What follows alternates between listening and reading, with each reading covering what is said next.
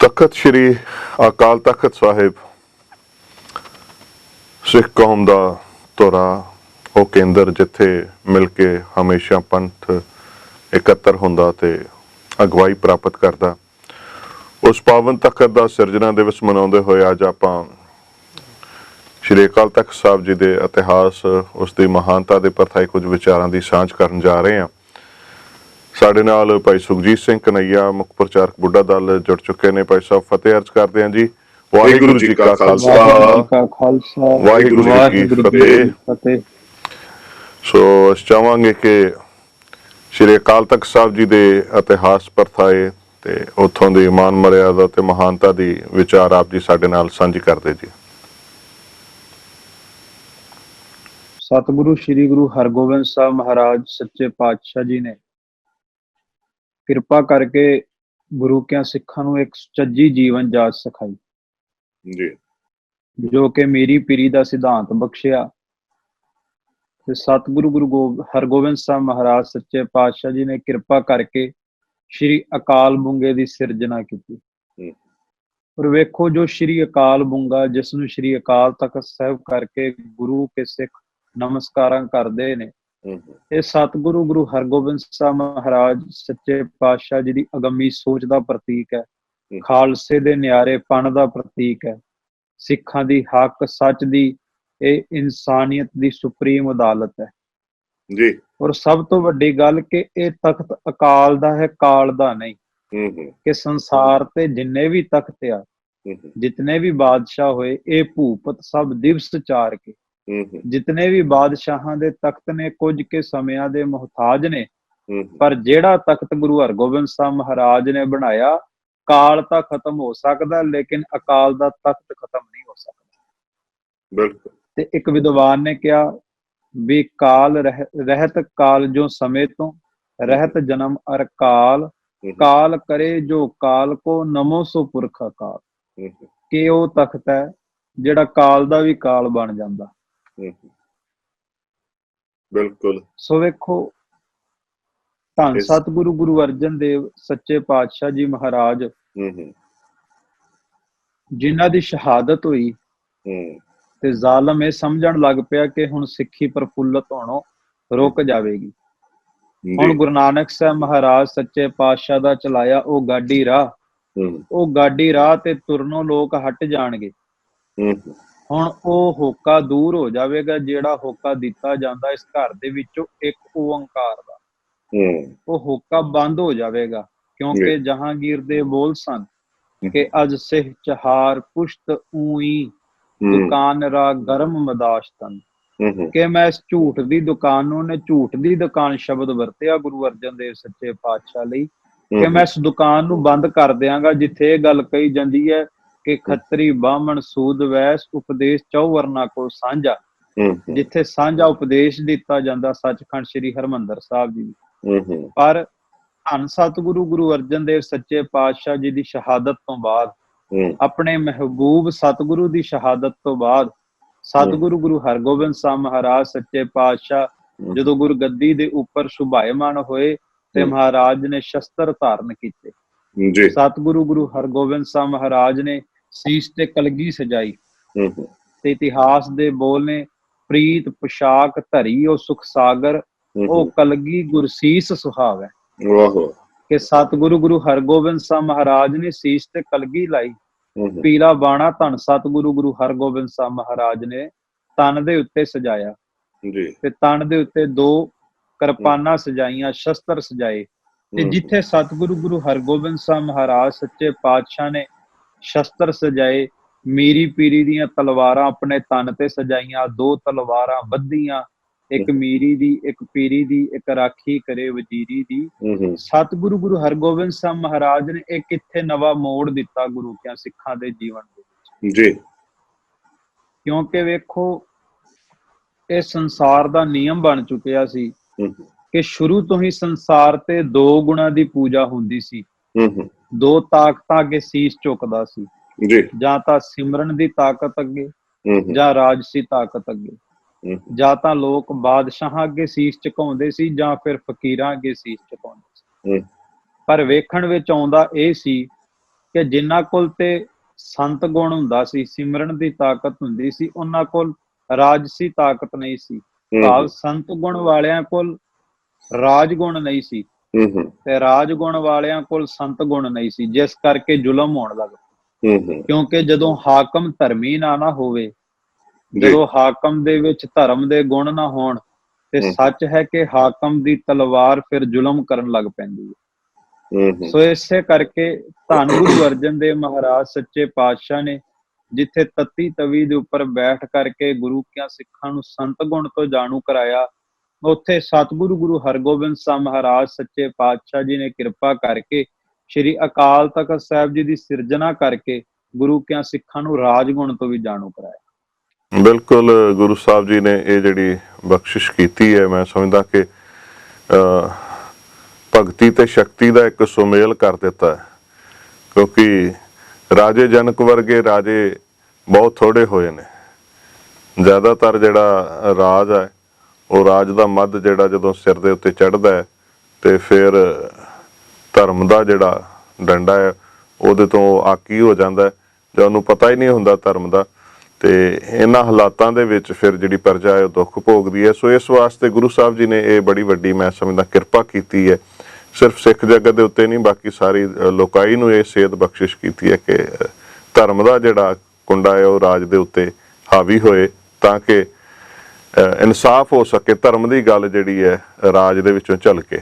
ਜੀ ਦੇਖੋ, ਧਰਮ ਕੀ ਹੈ? ਧਰਮ ਹੈ ਚੰਗੇ ਗੁਣਾਂ ਨੂੰ ਧਾਰਨ ਕਰਨਾ, ਸੱਚ ਨੂੰ ਧਾਰਨ ਕਰਨਾ ਹੀ ਧਰਮ ਹੈ। ਜੇ ਕੇਵਲ ਧਾਰਮਿਕ ਲਿਬਾਸ ਹੋਵੇ, ਧਾਰਮਿਕ ਪਹਿਰਾਵਾ ਹੋਵੇ, ਜੇ ਪੱਲੇ ਸੱਚ ਨਹੀਂ ਤਾਂ ਵੀ ਬੰਦਾ ਧਰਮੀ ਨਹੀਂ।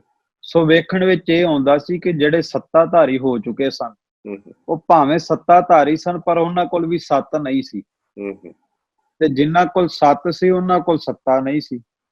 ਸੋ ਇਸੇ ਕਰਕੇ ਸਤਿਗੁਰੂ ਗੁਰੂ ਹਰਗੋਬਿੰਦ ਸਾਹਿਬ ਮਹਾਰਾਜ ਸੱਚੇ ਪਾਤਸ਼ਾਹ ਨੇ ਪਹਿਲਾਂ ਪੰਜ ਪਾਤਸ਼ਾਹੀਆਂ ਨੇ ਸੱਤ ਤੋਂ ਜਾਣੂ ਕਰਾਇਆ ਕਿ ਸੱਤ ਕੀ ਹੈ। ਇਹ ਦੱਸਿਆ ਕਿ ਨਾਨਕ ਵਖਾਣਾ ਬੇਨਤੀ ਤੁਧ ਬਾਝ ਕੂੜੋ ਕੂੜ, ਕਿ ਸੱਚ ਤੇ ਕੇਵਲ ਪ੍ਰਮਾਤਮਾ ਦਾ ਨਾਮ ਹੈ। ਪ੍ਰਮਾਤਮਾ ਦੇ ਨਾਮ ਤੋਂ ਬਿਨਾਂ ਸਭ ਕੁਝ ਹੀ ਕੂੜ ਹੈ। ਪਹਿਲਾਂ ਪੰਜ ਜਾਮਿਆਂ ਚ ਹੀ ਸਿਖਾਇਆ ਕਿ ਸੱਚ ਕੀ ਹੈ। ਸੱਚ ਤੋਂ ਜਾਣੂ ਕਰਾ ਕਰਕੇ ਜਦੋਂ ਸੱਤ ਧਾਰੀ ਬਣਾ ਦਿੱਤਾ ਸਿੱਖ ਨੂੰ, ਫਿਰ ਗੁਰੂ ਹਰਗੋਬਿੰਦ ਸਾਹਿਬ ਮਹਾਰਾਜ ਨੇ ਅਕਾਲ ਬੁੰਗੇ ਦੀ ਸਿਰਜਣਾ ਕੀਤੀ ਤੇ ਸੱਤਾਧਾਰੀ ਬਣਾ ਦਿੱਤਾ। ਜੀ ਇਤਿਹਾਸ ਦੇ ਬੋਲ ਨੇ ਕਿ ਸਤਿਗੁਰੂ ਗੁਰੂ ਹਰਗੋਬਿੰਦ ਸਾਹਿਬ ਮਹਾਰਾਜ ਸੱਚੇ ਪਾਤਸ਼ਾਹ ਨੇ ਸੁਦਾ ਸਰੋਵਰ ਤਟ ਵਿਸਾਲ, ਗੁਰੂ ਰਚਿਓ ਬੁੰਗਾ ਤਖਤ ਅਕਾਲ। ਸੁਦਾ ਸਰੋਵਰ ਭਾਵ ਕਿ ਸੱਚਖੰਡ ਸ੍ਰੀ ਹਰਿਮੰਦਰ ਸਾਹਿਬ ਜੀ, ਧੰਨ ਗੁਰੂ ਰਾਮਦਾਸ ਸੱਚੇ ਪਾਤਸ਼ਾਹ ਜੀ ਦਾ ਪਾਵਨ ਪਵਿੱਤਰ ਸਰੋਵਰ। ਰਾਮਦਾਸ ਸਰੋਵਰ ਨਹਾਤੇ, ਸਭ ਉਤਰੇ ਪਾਪ ਕਮਾਤੇ। ਜਿਸ ਪਾਵਨ ਪਵਿੱਤਰ ਸਰੋਵਰ ਦੇ ਵਿੱਚ ਇਸ਼ਨਾਨ ਕਰਕੇ ਮਨ ਔਰ ਤਨ ਦੀ ਮੈਲ ਦੋਵੇਂ ਲੱਥ ਗਈ। ਸੋ ਸੱਚਖੰਡ ਸ੍ਰੀ ਹਰਿਮੰਦਰ ਸਾਹਿਬ ਜੀ ਦੇ ਬਿਲਕੁਲ ਸਾਹਮਣੇ ਸਤਿਗੁਰੂ ਗੁਰੂ ਹਰਗੋਬਿੰਦ ਸਾਹਿਬ ਮਹਾਰਾਜ ਸੱਚੇ ਪਾਤਸ਼ਾਹ ਜੀ ਨੇ ਕਿਰਪਾ ਕਰਕੇ 12 ਫੁੱਟ ਉੱਚਾ ਥੜਾ ਤਿਆਰ ਕਰਨਾ। ਇਤਿਹਾਸ ਦੇ ਬੋਲ ਨੇ ਕਿ ਉਹ ਦਿਨ ਕਿਹੜਾ ਸੀ। ਇਹ ਲਿਖਦੇ ਨੇ, ਹਾੜ ਪੰਚਮੀ ਕੋ ਦਿਨ ਜਾਨਾ, ਸ੍ਰੀ ਗੁਰ ਉਦਮ ਕੀਨ ਮਹਾਨਾ, ਗੁਰਦਾਸ ਬੁੱਢੇ ਕੋ ਲੈ ਨਿਜ ਸਾਥ, ਤਖਤ ਆਰੰਭ ਕਰ ਦੀਨਾ ਨਾਥ। ਕਿ ਸਤਿਗੁਰੂ ਗੁਰੂ ਹਰਗੋਬਿੰਦ ਸਾਹਿਬ ਮਹਾਰਾਜ ਸੱਚੇ ਪਾਤਸ਼ਾਹ ਜੀ ਨੇ ਹਾੜ ਪੰਚਮੀ ਵਾਲੇ ਦਿਨ ਭਾਈ ਗੁਰਦਾਸ ਜੀ ਤੇ ਬ੍ਰਹਮ ਗਿਆਨੀ ਬ੍ਰਹਮ ਬੇਤੇ ਬਾਬਾ ਜੀ, ਬਾਬਾ ਬੁੱਢਾ ਸਾਹਿਬ ਜੀ ਨੂੰ ਨਾਲ ਲੈ ਕਰਕੇ ਅਕਾਲ ਬੁੰਗੇ ਦੀ ਉਸਾਰੀ ਦਾ ਕਾਰਜ ਸ਼ੁਰੂ ਕੀਤਾ। ਕਿਉਂਕਿ ਸਾਡੇ ਇਤਿਹਾਸ ਦੇ ਪੰਨੇ ਗਵਾਹੀ ਭਰਦੇ ਨੇ ਕਿ ਸ਼੍ਰੀ ਅਕਾਲ ਤਖਤ ਸਾਹਿਬ ਜੀ ਦੀ ਉਸਾਰੀ ਜੇ ਕਰਵਾਈ ਹੈ ਤੇ ਉਹ ਕਿੰਨਾ ਤੋਂ ਕਰਵਾਈ? ਭਾਈ ਸਾਹਿਬ ਭਾਈ ਗੁਰਦਾਸ ਜੀ ਤੇ ਬਾਬਾ ਬੁੱਢਾ ਸਾਹਿਬ ਜੀ। ਹੁਣ ਵੇਖੋ ਸੁਮੇਲ, ਵੇਖੋ ਜਦੋਂ ਤੇ ਸ਼੍ਰੀ ਹਰਿਮੰਦਰ ਸਾਹਿਬ ਜੀ ਦੀ ਉਸਾਰੀ ਹੋਣੀ ਹੈ, ਉਹ ਸਾਂਝਾ ਸਥਾਨ ਹੈ, ਉੱਥੇ ਧਰਮ ਦੀ ਗੱਲ ਚੱਲਣੀ ਹੈ। ਧਰਮ ਦੇ ਵਿੱਚ ਕੋਈ ਵਿਤਕਰਾ ਨਹੀਂ, ਵਿਤਕਰਾ ਇੱਥੇ ਵੀ ਨਹੀਂ ਅਕਾਲ ਤਖਤ ਸਾਹਿਬ, ਪਰ ਉੱਥੇ ਸਾਂਝਾ ਸਥਾਨ ਹੈ। ਉੱਥੇ ਇਸਲਾਮ ਮਤ ਤੋਂ ਤਾਲੁਕਾਤ ਰੱਖਣ ਵਾਲਾ ਸ਼ਖਸ ਵੀ ਆਵੇਗਾ, ਉੱਥੇ ਸਿੱਖ ਵੀ ਆਵੇਗਾ, ਹਿੰਦੂ ਵੀ ਆਵੇਗਾ, ਹਰ ਇੱਕ ਧਰਮ ਦਾ ਵਿਅਕਤੀ ਆਵੇਗਾ। ਤੇ ਸਤਿਗੁਰੂ ਨੇ ਸ਼੍ਰੀ ਹਰਿਮੰਦਰ ਸਾਹਿਬ ਜੀ ਦੀ ਨੀਂਹ ਰਖਾਈ ਸਾਈਂ ਮੀਆਂ ਮੀਰ ਤੋਂ। ताई करके एक विद्वान ने कहा कि हरमंदर की नीम की ईंटें गवाही दे रही हैं कि अहले मजाहब में कभी दोस्ती मुस्कुराई थी। ਆਹੋ ਬਿਲਕੁਲ ਉਸ ਸਾਂਝੇ ਸਥਾਨ ਦੀ ਨੀਂਹ ਸਾਈਂ ਮੀਆਂ ਮੀਰ ਤੋਂ ਰਖਵਾਈ ਤੇ ਆ ਹੁਣ ਸਿੱਖਾਂ ਦਾ ਨਿਆਰਾਪਣ ਹੈ। ਅੱਜ ਸਿੱਖਾਂ ਦੇ ਨਿਆਰੇਪਣ ਦੇ ਤਖਤ ਦੀ ਨੀਂਹ ਆਪ ਸਤਿਗੁਰੂ ਨੇ ਰੱਖੀ ਤੇ ਉਸਾਰੀ ਕਿਸੀ ਕਾਰਨਾ ਹਾਥ ਲਗਾਇਓ ਬੂੜਾ ਔਰ ਗੁਰਦਾਸ ਬਣਾਇਓ। ਭਾਈ ਗੁਰਦਾਸ ਜੀ ਤੇ ਬਾਬਾ ਬੁੱਢਾ ਸਾਹਿਬ ਜੀ ਨੇ ਉਸਾਰੀ ਕੀਤੀ। ਤੇ ਵੇਖੋ ਮਹਾਰਾਜ ਨੇ ਦੱਸਿਆ ਵੀ ਇਹ ਜਿਸ ਤਖਤ ਦੀ ਆਰੰਭਤਾ ਕਰਨ ਜਾ ਰਹੇ ਆ ਇਹ ਰਾਜਸੀ ਅਹੁਦਿਆਂ ਦੇ ਤਖਤ ਨਹੀਂ, ਇਹ ਤਖਤ ਨੇ ਸੰਤ ਗੁਣ ਵਾਲਿਆਂ ਦੇ ਜੀ, ਬਿਲਕੁਲ ਇਹ ਤਖਤ ਨੇ ਜਪ ਤਪ ਵਾਲਿਆਂ ਦੇ, ਇਹ ਤਖਤ ਨੇ ਸਿਮਰਨ ਬੰਦਗੀ ਭਜਨ ਬੰਦਗੀ ਵਾਲਿਆਂ ਦੇ, ਜਿਨ੍ਹਾਂ ਦੇ ਉੱਤੇ ਰਾਜਸੀ ਹਕੂਮਤ ਦਾ ਪ੍ਰਭਾਵ ਨਹੀਂ ਬਲਕਿ ਪ੍ਰਭਾਵ ਹੈ ਉਸ ਅਕਾਲ ਪੁਰਖ ਵਾਹਿਗੁਰੂ ਪ੍ਰਮਾਤਮਾ ਦਾ। ਸੋ ਸਤਿਗੁਰੂ ਗੁਰੂ ਗੋਬਿੰਦ ਸਾਹਿਬ ਮਹਾਰਾਜ ਨੇ ਕਿਰਪਾ ਕੀਤੀ, 12 ਫੁੱਟ ਉੱਚਾ ਥੜਾ ਤਿਆਰ ਕਰਵਾਇਆ ਔਰ ਸਤਿਗੁਰੂ ਗੁਰੂ ਹਰਗੋਬਿੰਦ ਸਾਹਿਬ ਮਹਾਰਾਜ ਨੇ ਸ਼ਸਤਰਾਂ ਦਾ ਆਸਣ ਲਵਾਇਆ। ਅੱਜ ਵੀ ਸ਼੍ਰੀ ਅਕਾਲ ਤਖਤ ਸਾਹਿਬ ਵਿਖੇ ਜਦੋਂ ਦਰਸ਼ਨ ਕਰਨ ਜਾਂਦੇ ਆ ਤੇ ਉੱਥੇ ਸ਼ਸਤਰਾਂ ਦਾ ਆਸਣ ਲੱਗਾ ਹੋਇਆ ਜੀ, ਉੱਚਾ ਕਰਕੇ ਆਸਣ ਜਿਹੜਾ ਸ਼ਸਤਰਾਂ ਦਾ ਉੱਚਾ ਕਰਕੇ ਸ਼ਸਤਰਾਂ ਦਾ ਆਸਣ ਲੱਗਾ ਹੋਇਆ। ਵੇਖੋ ਗੁਰੂ ਹਰਗੋਬਿੰਦ ਸਾਹਿਬ ਮਹਾਰਾਜ ਦਾਦਾ ਜੀ ਨੇ ਗੁਰੂ ਗੋਬਿੰਦ ਸਿੰਘ ਮਹਾਰਾਜ ਜੀ ਜੀ ਜੀ ਤੇ ਜੋ ਗੁਰੂ ਹਰਗੋਬਿੰਦ ਸਾਹਿਬ ਮਹਾਰਾਜ ਨੇ ਨੀਂਹ ਅੱਜ ਰੱਖ ਦਿੱਤੀ ਹੈ, ਸਤਿਗੁਰੂ ਗੁਰੂ ਹਰਗੋਬਿੰਦ ਸਾਹਿਬ ਮਹਾਰਾਜ ਨੇ ਇੱਕ ਵੱਖਰਾ ਸਿਧਾਂਤ ਬਖਸ਼ ਦਿੱਤਾ ਹੈ। ਉਸੇ ਸਿਧਾਂਤ ਨੂੰ ਗੁਰੂ ਕਲਗੀਧਰ ਪਾਤਸ਼ਾਹ ਜੀ ਨੇ ਕਲਮਬੰਦ ਕੀਤਾ ਜੀ। ਸਤਿਗੁਰੂ ਨੇ ਥੜਾ ਉੱਚਾ ਕਰਕੇ ਸ਼ਸਤਰਾਂ ਦਾ ਉੱਚਾ ਆਸਣ ਲਵਾਇਆ ਤੇ ਗੁਰੂ ਗੋਬਿੰਦ ਸਿੰਘ ਮਹਾਰਾਜ ਨੇ ਉਧਰ ਇਸੇ ਸਿਧਾਂਤ ਨੂੰ ਕਲਮਬੰਦ ਕਰ ਦਿੱਤਾ। ਜਿਤੇ ਸ਼ਸਤਰ ਨਾਮੰ ਨਮਸਕਾਰ ਤਾਮੰ ਜਿਤੇ ਅਸਤਰ ਭੇਯੰ ਨਮਸਕਾਰ ਤੇਯੰ, ਕਿ ਜਿਤਨੇ ਵੀ ਸ਼ਸਤਰ ਨੇ ਉਹਨਾਂ ਨੂੰ ਸਾਡੀ ਸਦਾ ਨਮਸਕਾਰ ਹੈ। ਅਸ ਕਿਰਪਾਨ ਖੰਡੋ ਖੜਗ ਤੁਪਕ ਤਬਰ ਅਰ ਤੀਰ ਸੈਫ ਸਰੋਹੀ ਸਾਥੀ ਯਹੀ ਹਮਾਰੇ ਵੀਰ। ਇਹ ਮੈਂ ਸਮਝਦਾ ਗੁਰੂ ਸਾਹਿਬ ਜੀ ਦੀ ਇਹ ਪਰੰਪਰਾ ਦੀ ਆਰੰਭਤਾ ਸ਼੍ਰੀ ਅਕਾਲ ਤਖਤ ਸਾਹਿਬ ਜੀ ਦੇ ਇਸ ਪਾਵਨ ਅਸਥਾਨ ਤੋਂ ਹੋਈ। ਸੰਗਤ ਜੀ ਆਪਾਂ ਜਦ ਅੱਜ ਵੀ ਸ਼੍ਰੀ ਅਕਾਲ ਤਖਤ ਸਾਹਿਬ ਜੀ ਦੇ ਉੱਪਰ ਜਾ ਕੇ ਨਮਸਕਾਰ ਕਰਦੇ ਹਾਂ ਸਾਹਿਬ ਸ਼੍ਰੀ ਗੁਰੂ ਗ੍ਰੰਥ ਸਾਹਿਬ ਜੀ ਨੂੰ, ਤੇ ਸਾਹਮਣੇ ਜੋ ਇੱਕ ਬੜਾ ਸੁਨਹਿਰੀ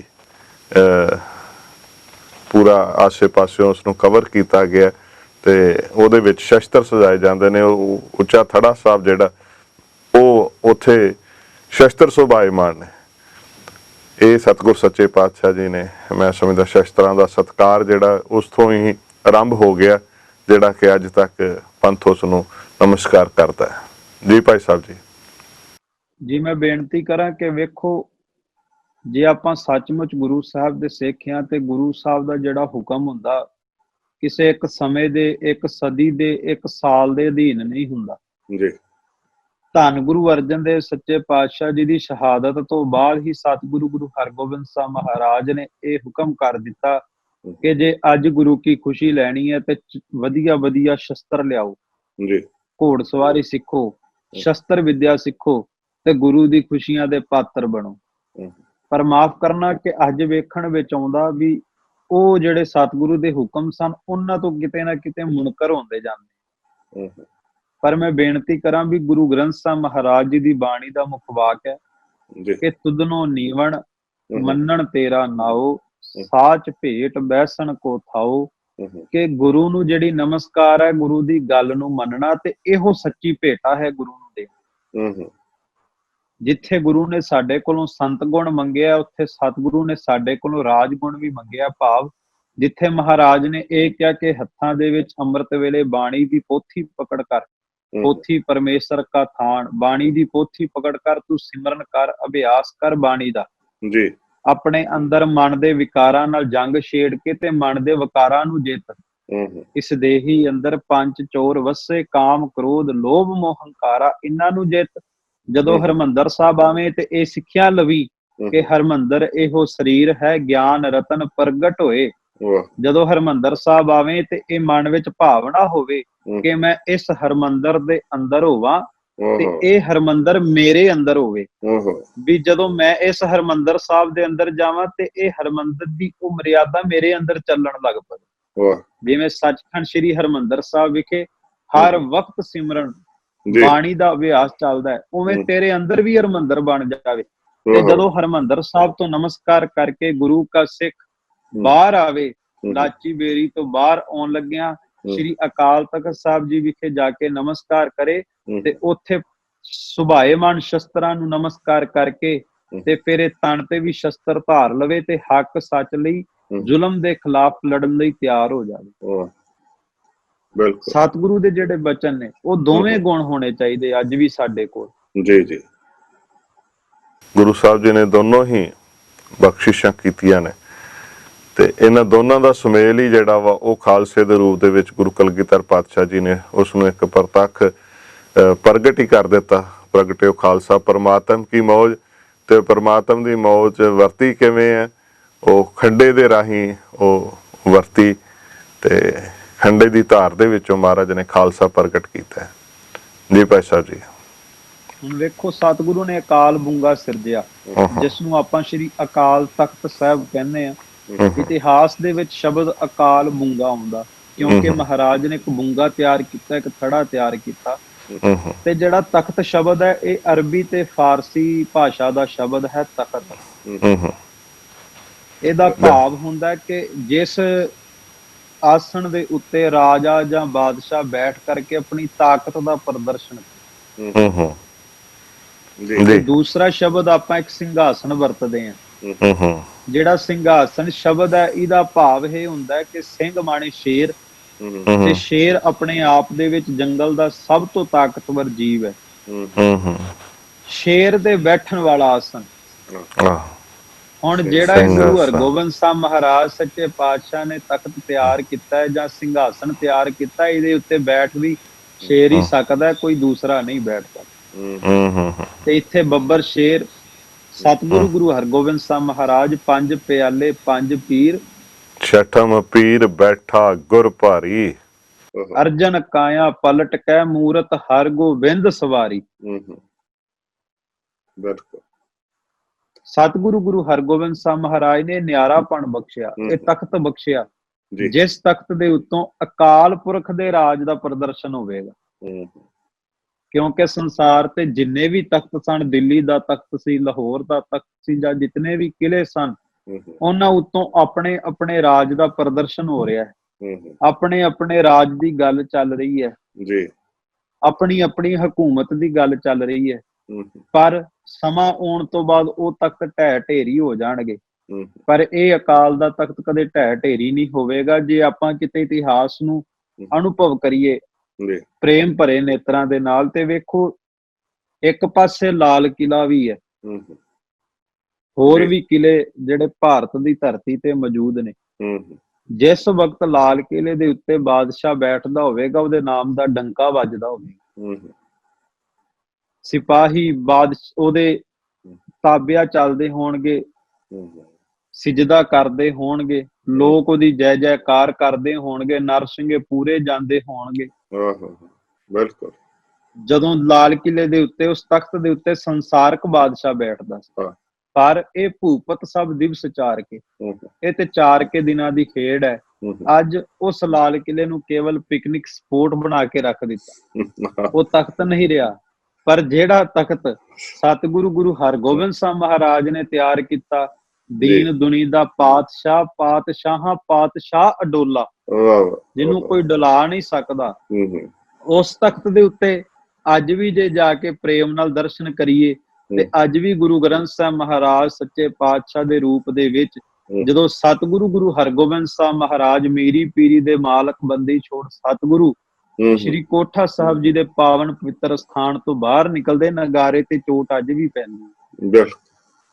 ਅੱਜ ਵੀ ਲੱਖਾਂ ਸੰਗਤਾਂ ਉੱਥੇ ਫੁੱਲ ਹੱਥਾਂ ਦੇ ਵਿੱਚ ਲੈ ਕਰਕੇ ਦੀਨ ਦੁਨੀ ਦੇ ਪਾਤਸ਼ਾਹ ਦੀ ਇੰਤਜ਼ਾਰ ਦੇ ਵਿੱਚ ਖੜੀਆਂ ਹੁੰਦੀਆਂ। ਅੱਜ ਵੀ ਚਾਂਦੀ ਦੇ ਚੋਬਾਂ ਲੈ ਕਰਕੇ ਗੁਰੂ ਕੇ ਸਿੱਖ ਉਸ ਸਤਿਗੁਰੂ ਸੱਚੇ ਪਾਤਸ਼ਾਹ ਦੀ ਤਾਬਿਆ ਚੱਲਿਆ ਕਰਦੇ। ਅੱਜ ਵੀ ਨਰਸਿੰਘੇ ਪੂਰੇ ਜਾਂਦੇ ਨੇ।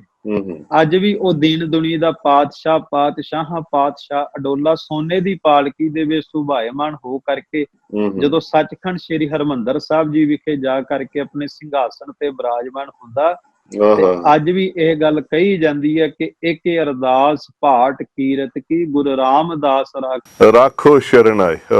ਇਹ ਤਖਤ ਕਾਲ ਦਾ ਨਹੀਂ, ਇਹ ਤਖਤ ਹੈ ਉਸ ਅਕਾਲ ਦਾ। ਬਿਲਕੁਲ।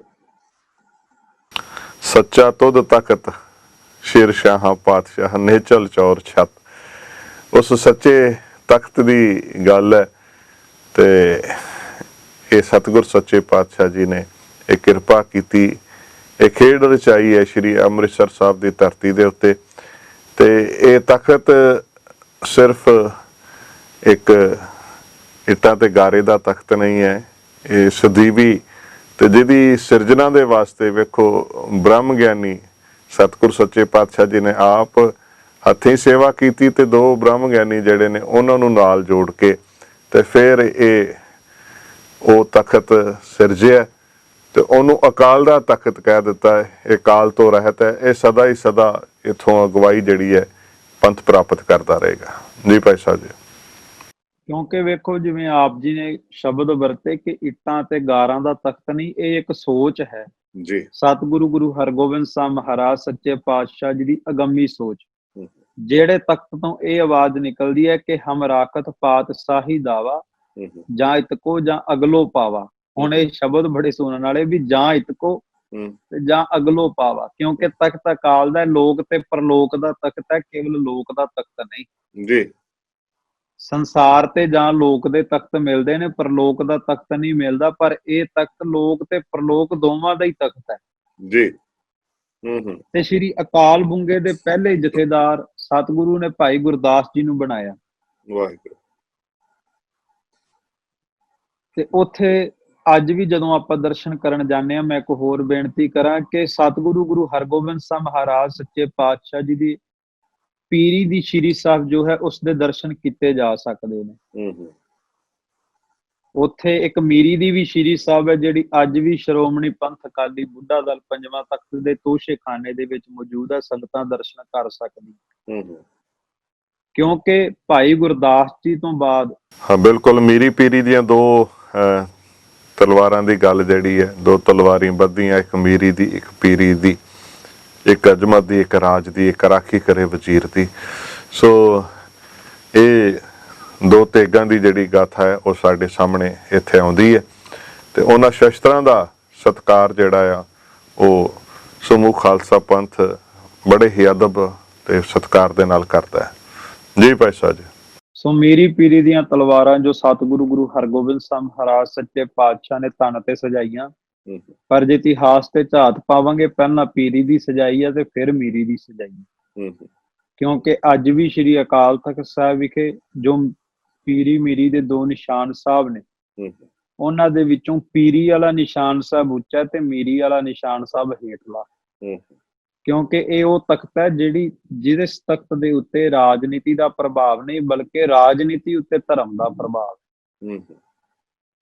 ਸੋ ਉਹਨਾਂ ਵਿੱਚੋਂ ਜਿਵੇਂ ਮੈਂ ਬੇਨਤੀ ਕੀਤੀ ਕਿ ਪੀਰੀ ਦੀ ਸ਼੍ਰੀ ਸਾਹਿਬ ਅੱਜ ਵੀ ਸ਼੍ਰੀ ਅਕਾਲ ਤਖਤ ਸਾਹਿਬ ਵਿਖੇ ਸ਼ੋਭਤ ਹੈ, ਮੀਰੀ ਦੀ ਸ਼੍ਰੀ ਸਾਹਿਬ ਸ਼੍ਰੋਮਣੀ ਪੰਥ ਅਕਾਲੀ ਬੁੱਢਾ ਦਲ ਪੰਜਵਾਂ ਤਖਤ ਕੋਲ ਸ਼ੋਭਤ ਹੈ। ਕਿਉਂਕਿ ਭਾਈ ਗੁਰਦਾਸ ਜੀ ਤੋਂ ਬਾਅਦ ਸਤਿਗੁਰੂ ਗੁਰੂ ਗੋਬਿੰਦ ਸਿੰਘ ਮਹਾਰਾਜ ਸੱਚੇ ਪਾਤਸ਼ਾਹ ਜੀ ਨੇ ਜਦੋਂ ਹਜੂਰ ਸਾਹਿਬ ਦੀ ਧਰਤੀ ਤੋਂ ਦਲ ਪੰਥ ਦੇ ਰੂਪ ਦੇ ਵਿੱਚ ਬਾਬਾ ਬੰਦਾ ਸਿੰਘ ਬਹਾਦਰ ਨੂੰ ਪੰਜਾਬ ਦੀ ਧਰਤੀ ਤੇ ਭੇਜਣ ਦਾ ਹੁਕਮ ਕੀਤਾ, ਤਾਂ ਉਸ ਵਕਤ ਗੁਰੂ ਅੰਗਦ ਸਾਹਿਬ ਸੱਚੇ ਪਾਤਸ਼ਾਹ ਜੀ ਦੀ 7ਵੀਂ ਪੀੜ੍ਹੀ ਸਿੰਘ ਸਾਹਿਬ ਬਾਬਾ ਵਿਨੋਦ ਸਿੰਘ ਜੀ ਨੂੰ ਪ੍ਰਥਮ ਜਥੇਦਾਰ ਬਣਾਇਆ।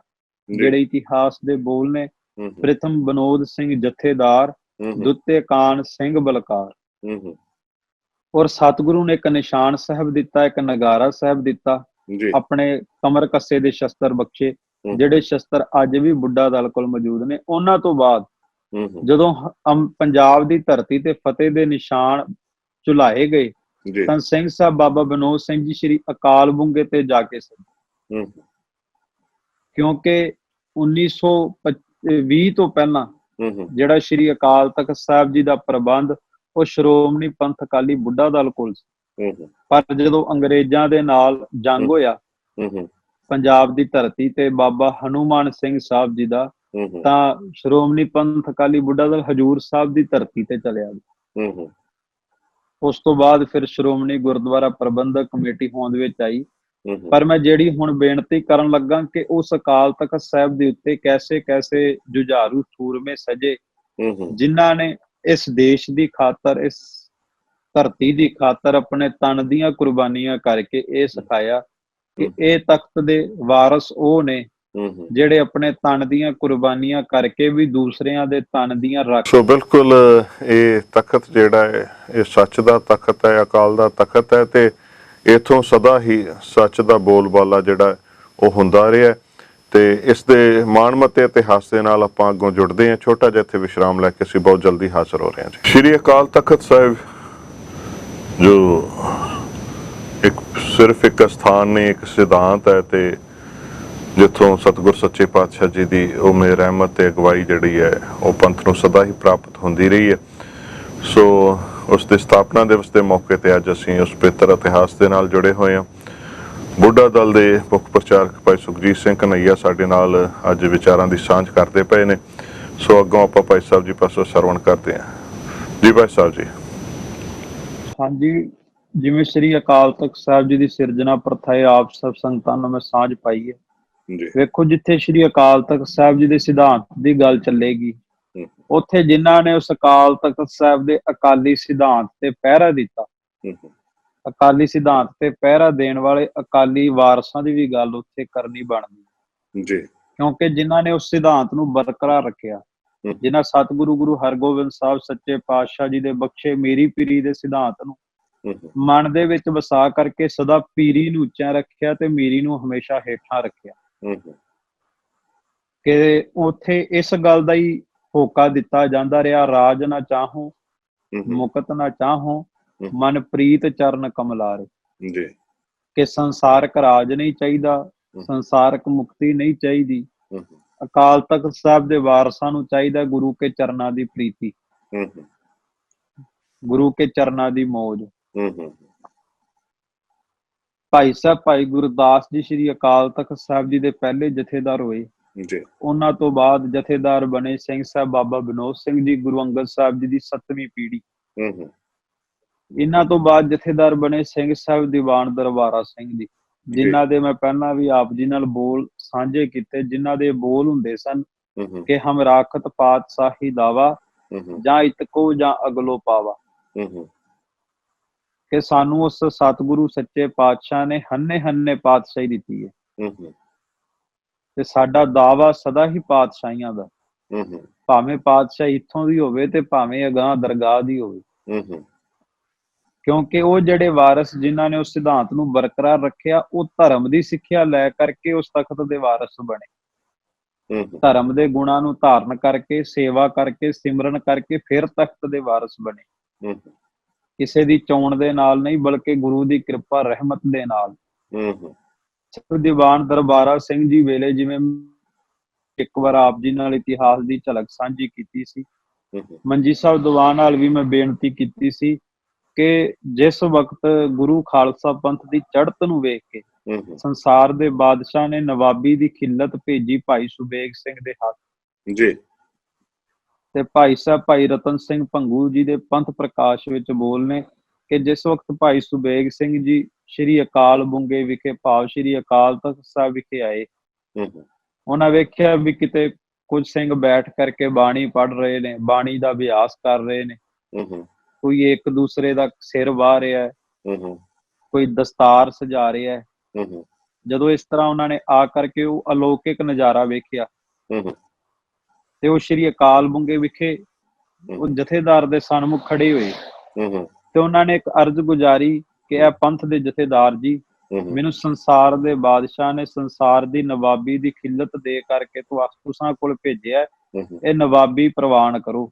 ਤੇ ਉਹਨਾਂ ਦੇ ਬੋਲ ਸਨ ਕਿ ਅਸੀਂ ਨਵਾਬੀ ਕਦ ਚਾਹੀ, ਕਿ ਅਸੀਂ ਨਵਾਬੀ ਚਾਹੁੰਦੇ ਹੀ ਨਹੀਂ, ਅਸੀਂ ਕਦੇ ਨਵਾਬੀ ਲਈ ਮੰਗ ਨਹੀਂ ਕੀਤੀ।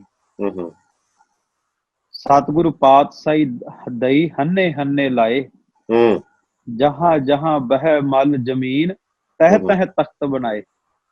ਸਿੰਘ ਸਾਹਿਬ ਦੀਵਾਨ ਦਰਬਾਰਾ ਸਿੰਘ ਕਹਿਣ ਲੱਗੇ ਸਾਨੂੰ ਤੇ ਹੰਨੇ ਹੰਨੇ ਪਾਤਸ਼ਾਹੀ ਦਿੱਤੀ ਹੈ। ਹੰਨੇ ਹੰਨੇ ਦਾ ਮਤਲਬ ਸੀ ਵੀ ਸਾਡੀ ਪਾਤਸ਼ਾਹੀ ਤੇ ਘੋੜਿਆਂ ਦੀਆਂ ਕਾਠੀਆਂ ਤੇ ਹੀ ਹੈ, ਜਿੱਥੇ ਜਿੱਥੇ ਵੀ ਗੁਰੂ ਕਾ ਸਿੰਘ ਜਾ ਕਰਕੇ ਜ਼ਮੀਨ ਮੱਲ ਕੇ ਬਹਿ ਜਾਵੇ, ਗੁਰੂ ਕੇ ਸਿੰਘ ਦਾ ਤਖਤ ਤੇ ਉੱਥੇ ਹੀ ਤਿਆਰ ਹੋ ਜਾਂਦਾ।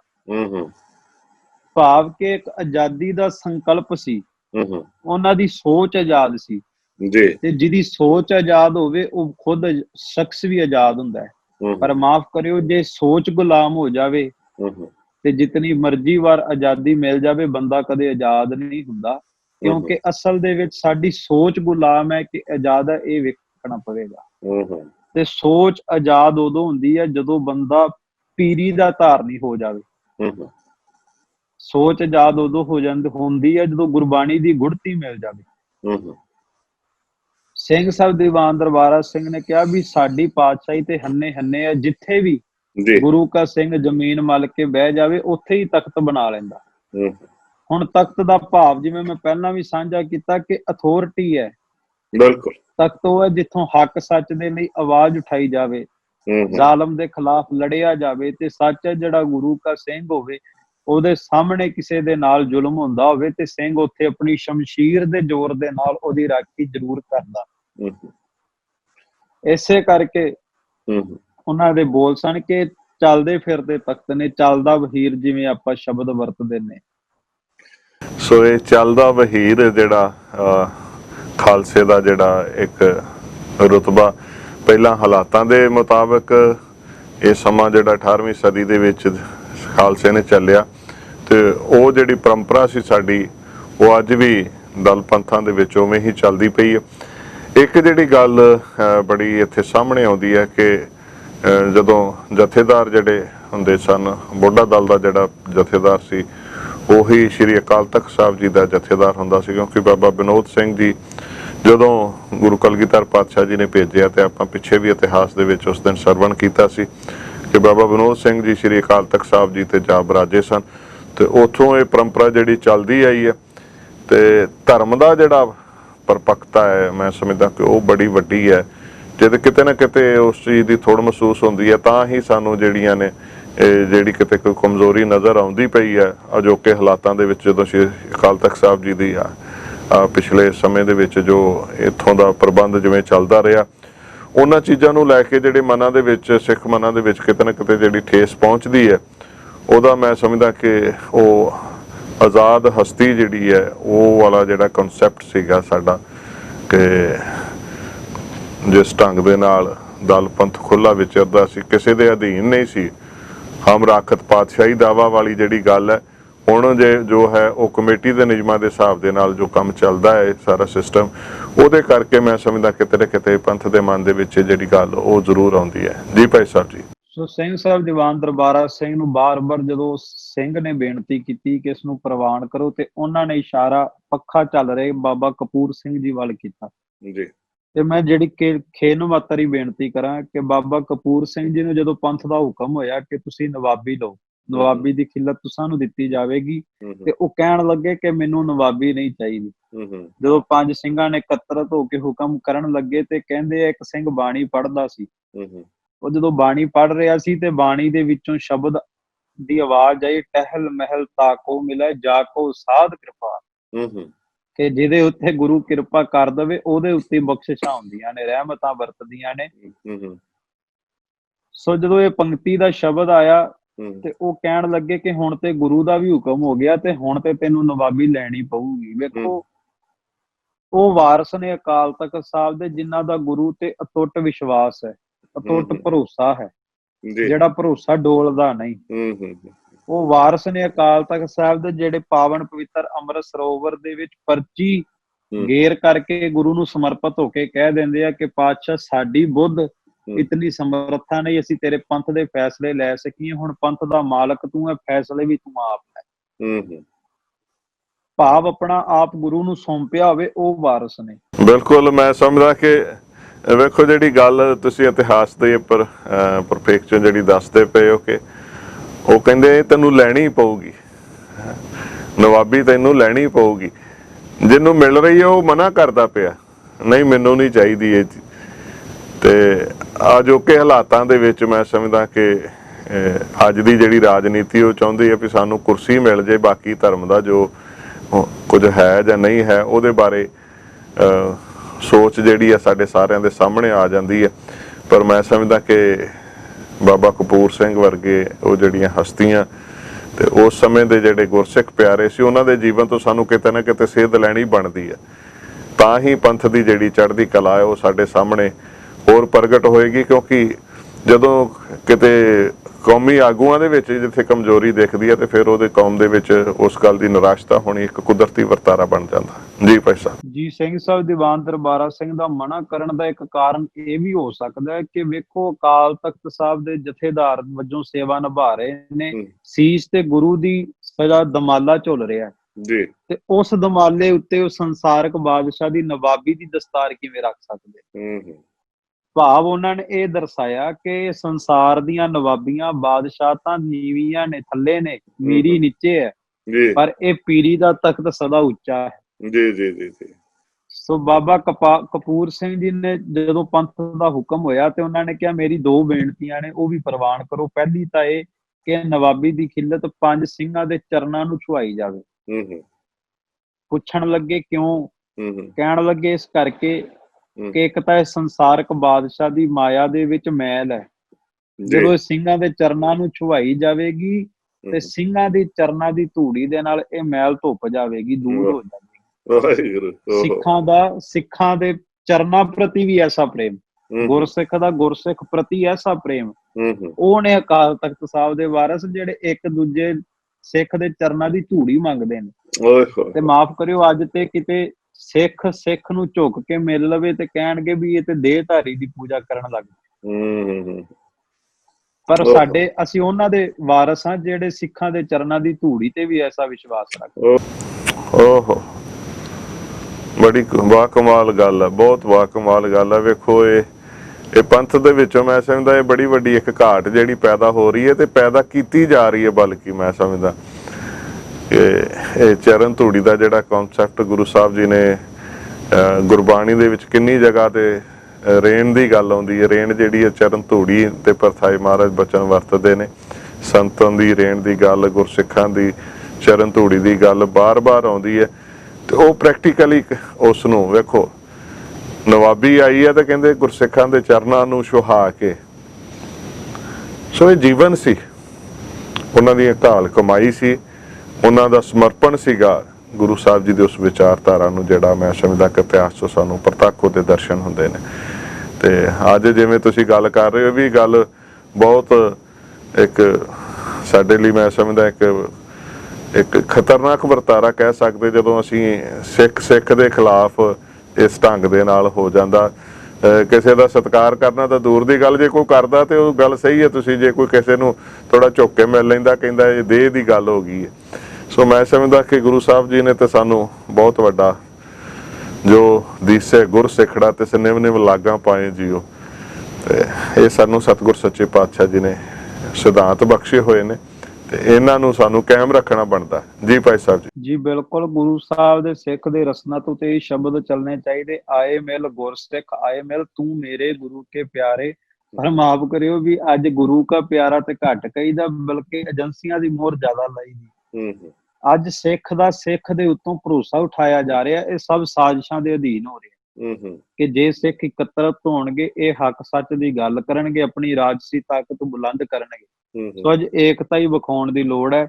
ਦੂਸਰਾ ਬਚਨ ਬਾਬਾ ਕਪੂਰ ਸਿੰਘ ਜੀ ਨੇ ਕਿਹਾ, ਇੱਕ ਤਾਂ ਇਹ ਚਰਨਾਂ ਨੂੰ ਛੁਆਈ ਜਾਵੇ ਕਿ ਇਹ ਪਵਿੱਤਰ ਹੋ ਜਾਵੇ ਇਹਨਾਂ ਦੇ ਚਰਨਾਂ ਦੀ ਖਾਕ ਦੇ ਨਾਲ, ਧੂੜੀ ਦੇ ਨਾਲ, ਤੇ ਦੂਸਰਾ ਇਸ ਕਰਕੇ ਕਿ ਸੰਸਾਰ ਦੇ ਬਾਦਸ਼ਾਹ ਨੂੰ ਕਿਤੇ ਭੁਲੇਖਾ ਨਾ ਪੈ ਜਾਵੇ ਕਿ ਅਕਾਲ ਤਖਤ ਦੇ ਵਾਰਿਸ ਮੇਰੀ ਨਵਾਬੀ ਦੇ ਮੁਹਤਾਜ ਨੇ। ਨਹੀਂ, ਇਹ ਤੇਰੀ ਨਵਾਬੀ ਦੇ ਮੁਹਤਾਜ ਨਹੀਂ, ਇਹ ਗੁਰੂ ਦੀ ਪਾਤਸ਼ਾਹੀ ਦੇ ਮੁਹਤਾਜ।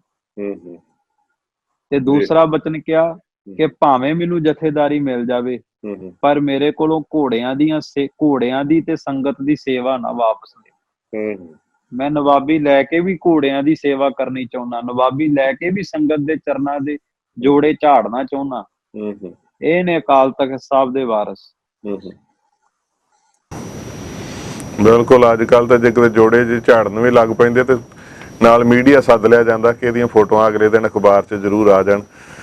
ਸੋ ਇਹ ਚੀਜ਼ਾਂ ਜਿਹੜੀਆਂ ਨੇ ਇਹ ਸਾਨੂੰ ਇੱਕ ਜਿਹੜਾ ਨਿਮਾਣਾਪਣ ਉਹ ਸੱਚੀ ਮੁੱਚੀ ਅੰਦਰੋਂ ਹੋਏ ਤੇ ਫੇਰ ਹੀ ਗੱਲ ਬਣਦੀ ਹੈ। ਸੋ ਸਤਿਗੁਰ ਸੱਚੇ ਪਾਤਸ਼ਾਹ ਕਿਰਪਾ ਕਰਨ, ਕਿਉਂਕਿ ਸੁਧਾਈ ਉਹੀ ਕਰ ਸਕਦੇ ਨੇ। ਜੇ ਬੱਚੇ ਦੇ ਵਿੱਚ ਕੋਈ ਗਲਤੀ ਹੋਏ ਤੇ ਪਿਤਾ ਹੀ ਉਹਨਾਂ ਨੂੰ ਪਿਤਾ ਸਮਝਾਵੇਂਗੇ, ਗੁਰੂ ਸਾਹਿਬ ਬਖਸ਼ਿਸ਼ ਕਰਦੇ ਨੇ।